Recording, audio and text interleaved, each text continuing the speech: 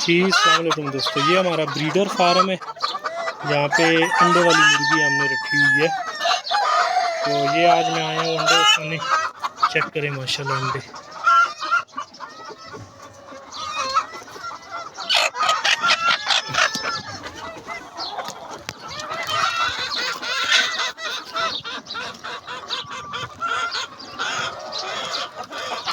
ہر کام میں نا اللہ تعالیٰ نے فائدہ نقصان رکھا ہوا ہے. ہمارے پاکستانیوں کو جب نقصان ہوتا ہے وہ کام ہی چھوڑ دیتے ہیں. سمجھے؟ کوئی وہ سمجھتے ہیں کہ شاید اس کام میں ہی نقصان ہے.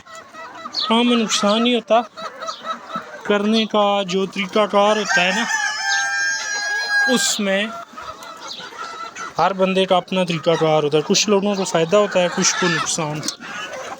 تو یہ ہم نے کام شروع کیا آج الحمدللہ 5-6 سال ہو گئے ہیں. تو مشکل سے پہنچے ہیں یہاں تک. آج ماشاءاللہ ہماری جو مرغیاں ہیں وہ تقریباً 70% 75% انڈا دیتی ہیں، کیونکہ ہمیں طریقہ کار سارا پتہ ہے کہ کس طرح ان کو رکھنا ہے، کیا مینجمنٹ ہو، کیا خوراک ہو، وٹامنز ہوں، پانی میں کیا ملانا ہے. سمجھے کوئی نہیں؟ یہ چیزیں ایسا سمجھ آتی ہیں. ایسے نہیں ہوتا کہ آپ نے پہلے سال ہی مال رکھا ہے اور آپ کہیں کہ بھی ہمیں سب کچھ پہلے سال ہی پتہ چل جائے. 2-4 سال آرام سے لگ جاتے ہیں اس کام کو سمجھنے میں. فائنلی یہ ڈول ہے. یہ تقریباً صبح 10-10:30 کا ٹائم ہے. یہ تقریباً پونا ہو گیا ہے. رات کو یہ بھی فل ہو جاتا ہے اور یہ بھی. مرغی ہمارے پاس یہی ہے. وجہ کیا ہے کہ ساری انڈے دیتی ہیں. 70-75-80% ان کا جو پروگرس ہے وہ آ رہی ہے انڈوں کی پروڈکشن.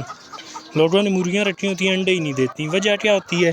فیڈ نہیں ڈالتے، وٹامن نہیں ڈالتے، دودھ نہیں لگاتے. سمجھے؟ سرکہ شکر استعمال نہیں کرتے، خرچہ ہی نہیں کرتے مرغی پہ. وہ انڈے کیسے دے گی؟